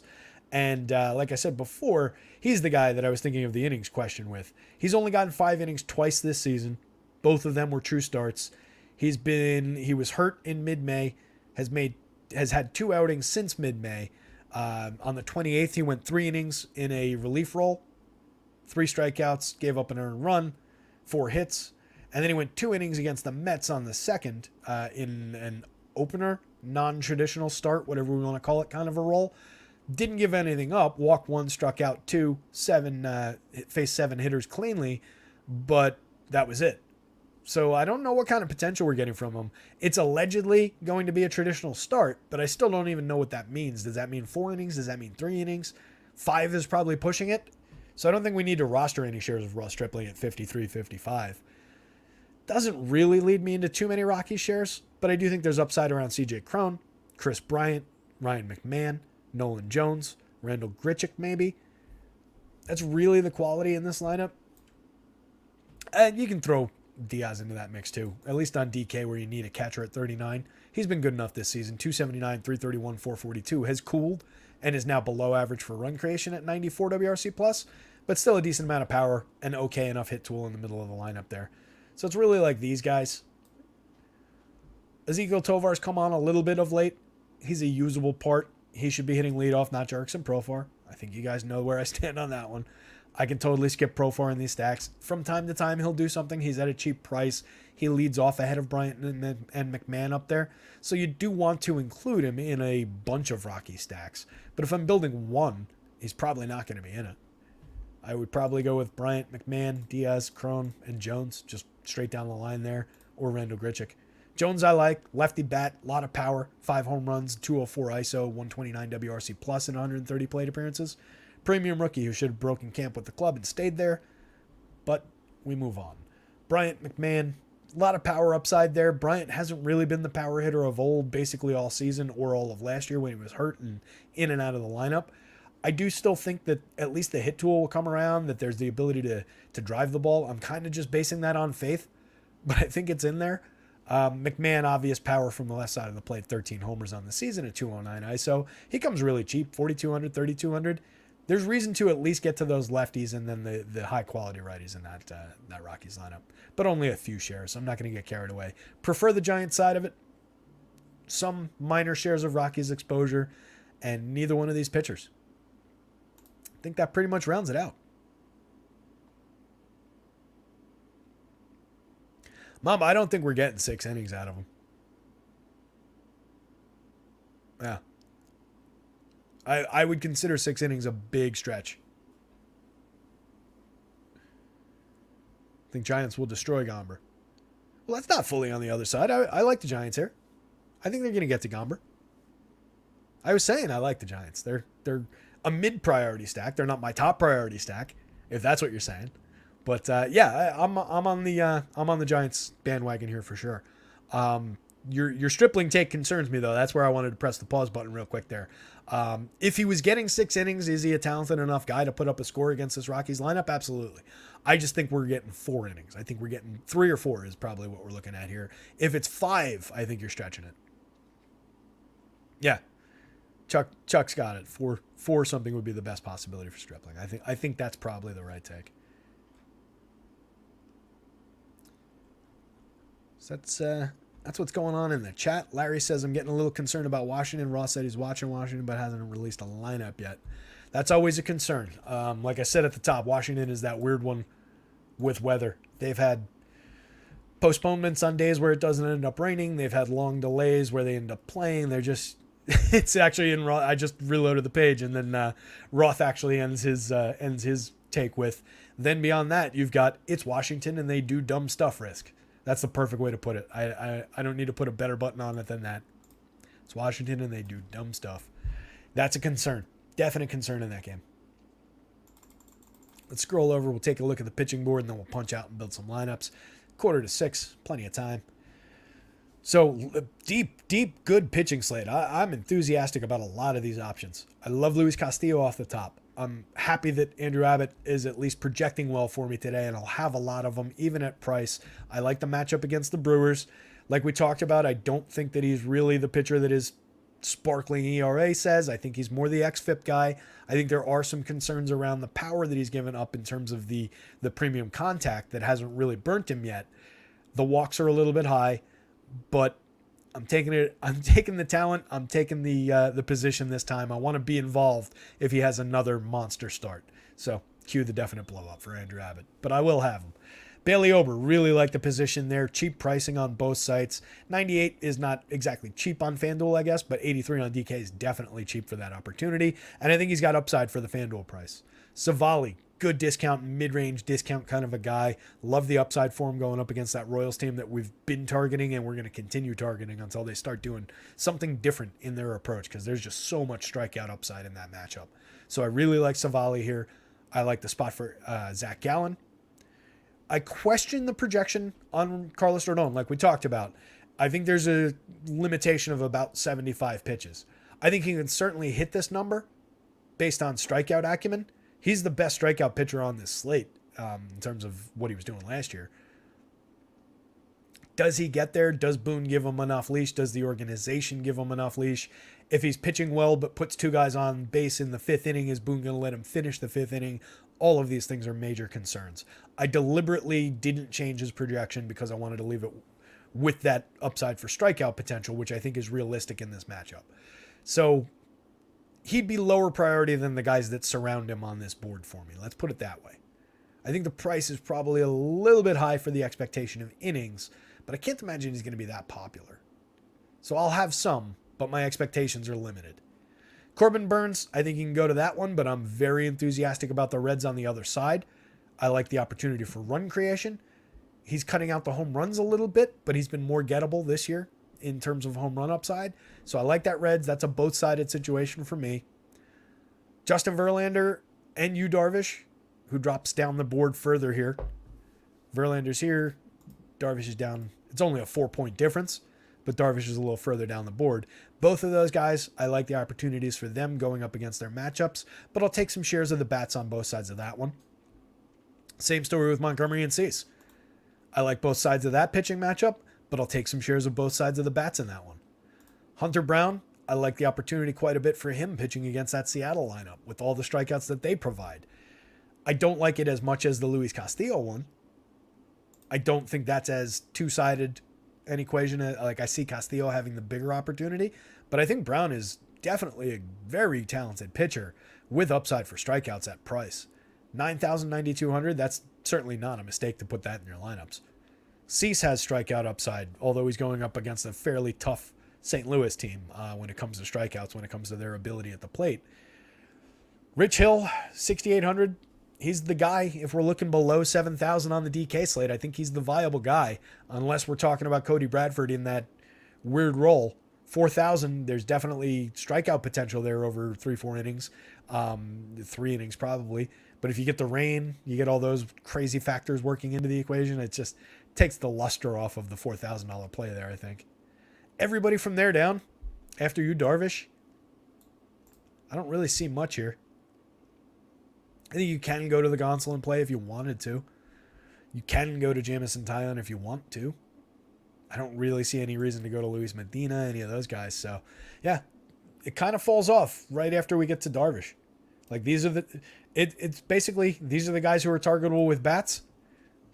These are the options on the mound. It's almost that straightforward. Maybe you take Cody Bradford out of it. For me, I would take Rich Hill out of it on FanDuel. Well, not out of it. I'll put him back in. It's tough to make some of these decisions. So that's really how I'm seeing it, King. It's a lot of good pitching options. I think you want to spread out amongst a lot of those good pitching options.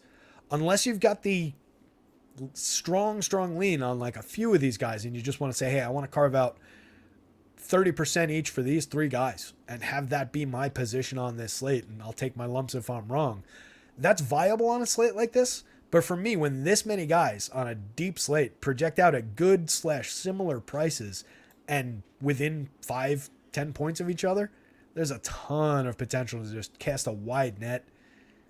There's more focus, I think, at the plate in this one, given all these talented pitchers. I think the plays at the in terms of stacks will be highly concentrated ownership on a few of those teams we talked about.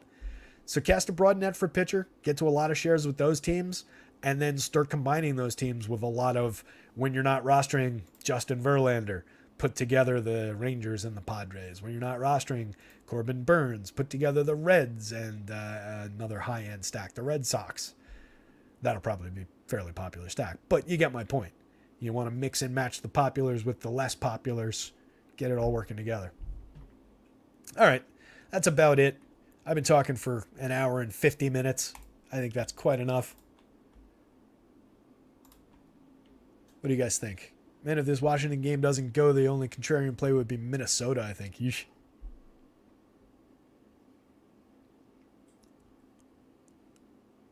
Chuck Deuce is a fucking Bybee. Yeah.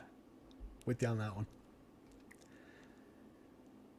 Like Mini, Brown and Castillo both have 6.5 strikeout props on DK, but Brown is minus 120. Castillo is plus 125. Interesting. I kind of like that strikeout prop for Castillo. At plus 125. It's a 21% strikeout lineup against right-handed pitching this year. Kind of like it. All right, gang. I'm going to check out. Hit the old get out of broadcast button. I'm going to feed the dog, feed the cat, let the cat out of lockdown. I give him the window to sit on today. Sometimes he gets locked down in the bedroom. There's a big window in there, but I don't open it. Sometimes he gets locked down in the bathroom. There's like a little window where he can lay in the sun. That's where he is. He's probably just chilling in there, but he probably wants to be fed. So it's time to go. Good luck out there, gang. I appreciate everybody hanging out. Hit that like button. Hit that subscribe button. You guys are the reason that this show keeps on happening, and getting those likes keeps on feeding that beast. So keep doing that. Tell your friends. No pressure. Go win something tonight. Good luck. See ya.